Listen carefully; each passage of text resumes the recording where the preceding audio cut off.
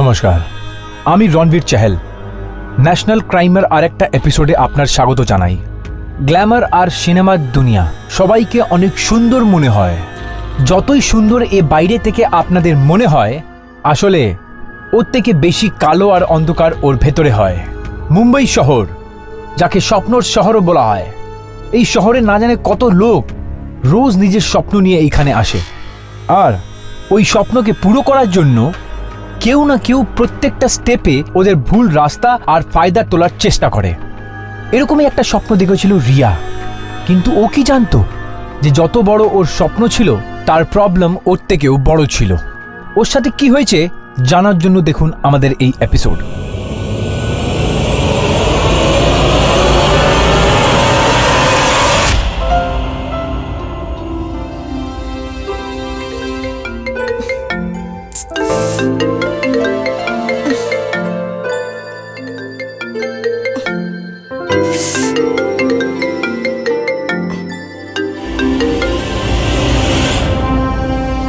Good morning মা।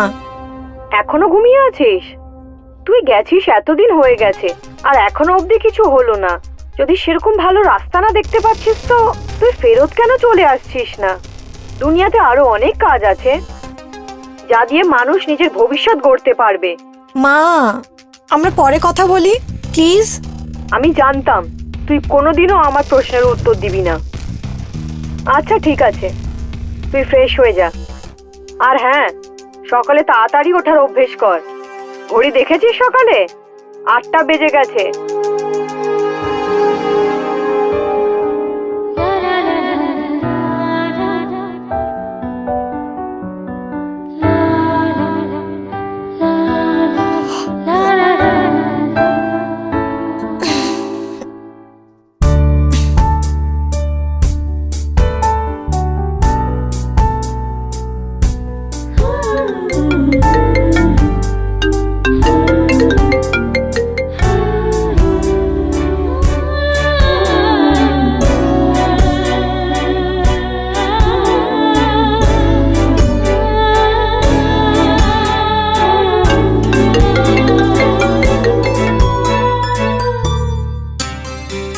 ও মাই god, 4টে miss কলস অমিত স্যারের।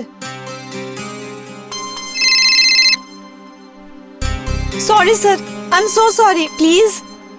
यार তোমরা না এক্সকিউজ দেওয়া বন্ধ করো তো। তোমাদের মুম্বাই অনেক ইজি মনে হচ্ছে নাকি? স্যার প্লিজ, আপনি এত রাগ করবেন না প্লিজ স্যার। আচ্ছা ঠিক আছে, কিন্তু তুমি আমায় ইমিডিয়েট রিপ্লাই করো। সরি স্যার, আমি এর পর থেকে খেয়াল রাখবো। আচ্ছা, তোমার কিছু পিকস আর অডিশন লিংক আজকে সন্ধ্যে পর্যন্ত পাঠিয়ে দাও। ঠিক আছে স্যার, যত তাড়াতাড়ি সম্ভব আমি আপনাকে পাঠিয়েছি। Okay sir, thank you.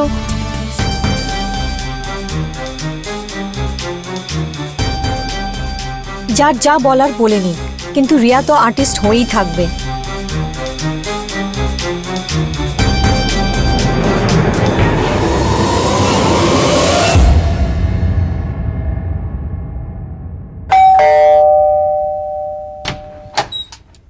High, ভেতরে আসি? আরে আয় না।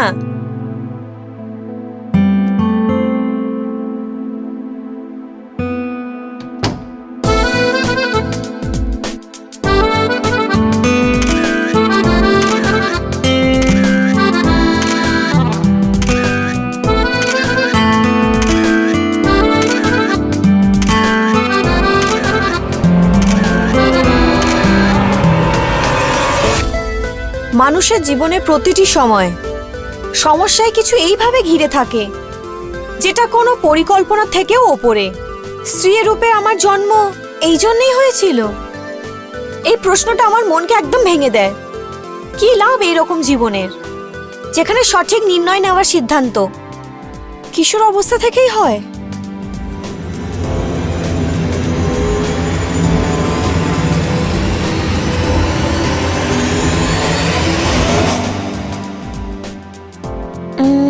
এতে ফেস ভালো আসেনি, এটা ভালো, এটা ফরওয়ার্ড করে দে।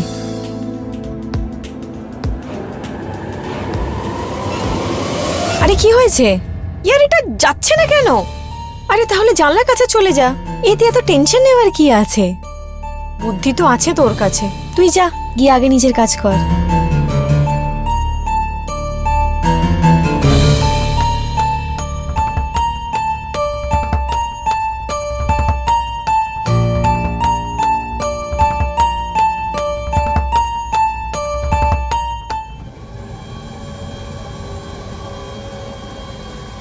হলো? হ্যাঁ, চলে গেছে।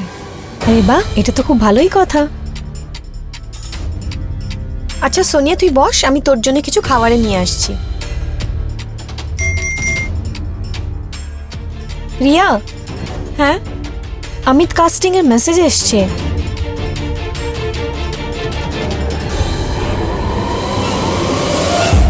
কি হলো? ইয়ারও ওয়েস্টার্ন ফটোগ্রাফ চাইছে, আর অডিশনও ওনার আজকালকার হিসেবে চাই। রিয়া, আমার মনে হচ্ছে কোনো ফ্রড বোল্ড পিক্স দেখে শান্তি পেতে চায়। এবার মনকে সান্ত্বনা দিক বা অন্য কিছু করুক, কাজ তো করবই। এর মানে দুনিয়া যাই বলুক, রিয়া তো আর্টিস্ট হবেই।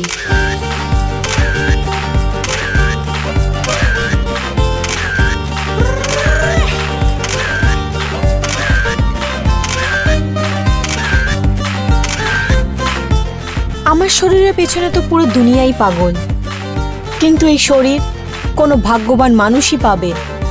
তোমার কি মনে হয়? একটা ফোন করলো, একটা মেসেজ করলো, আর মেয়ে বিছানায়। আমার ভাগ্যে বিছানা তো হবেই, কিন্তু তারপর অন্য কিছুই হবে। কি বুঝলি?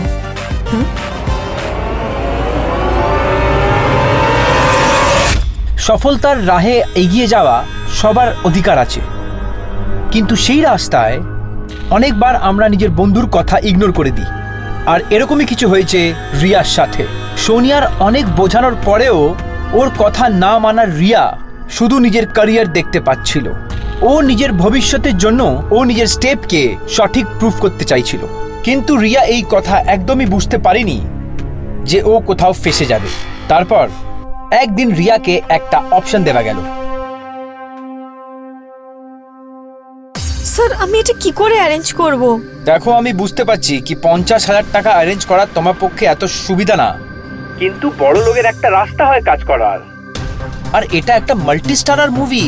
দেখো, আমি যদি মুভি থেকে ডাইরেক্ট ইনভলভ হতাম, আমি তোমার থেকে একটা টাকাও নিতাম না, কিন্তু যেই কাস্টিং ওয়ালার কাছে এই প্রজেক্ট আছে সে অনেকই বড়, আর ওর কিছু নিজের চার্জেস আছে। তো তুমি কোথাও থেকে অ্যারেঞ্জ করে নাও আর ওকে সাইনিং এর পর ফেরত দিয়ে দিও।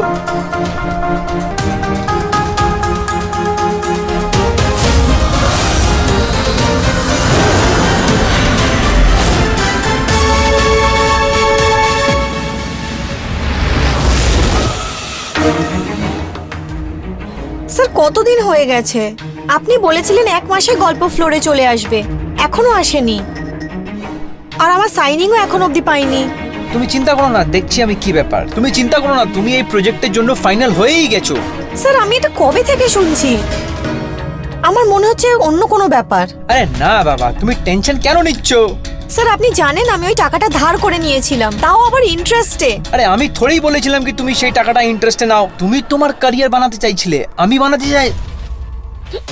তাহলে ওয়েট করো, যেরকমই কোনো আপডেট আসবে আমি তোমায় কল করব। আর তুমি বারবার আমায় ফোন করো না, আমার কাছে অনেক কাজ আছে। কিন্তু স্যার,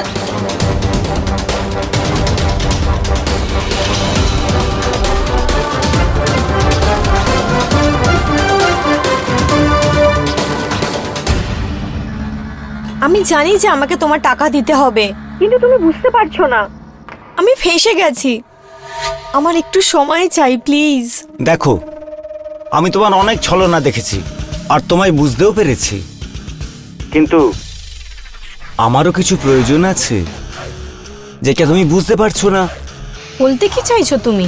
যেটা তুমি ভাবছো। দেখো, তুমি মুশকিলে আছো আর আমিও নিজে মুশকিল আসান হতে চাই, কেননা আমরা একে অপরের মুশকিলকে দূর করি। তুমি কি ভাবছো?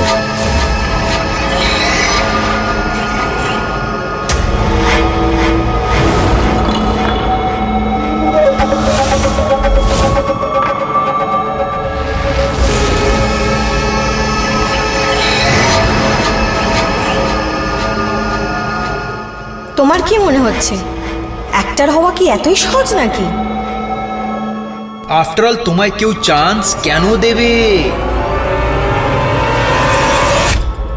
ওখানে যেই গেছে বরবাদই হয়েছে।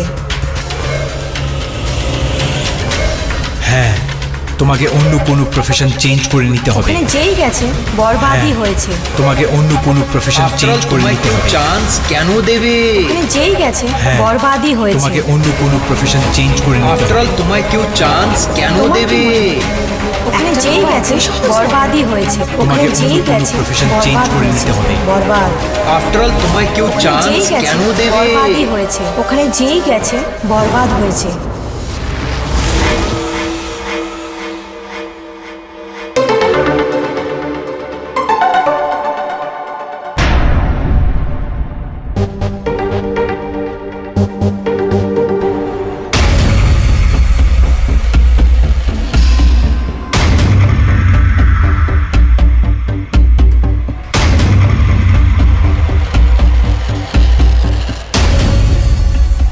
রিয়া, একটা কথা বলতে চাই তোমায়, যে আমার সুন্দরী মেয়ে খুব ভালো লাগে। আই হোপ তুমি বুঝতে পারছো যে আমি কি বলতে চাই।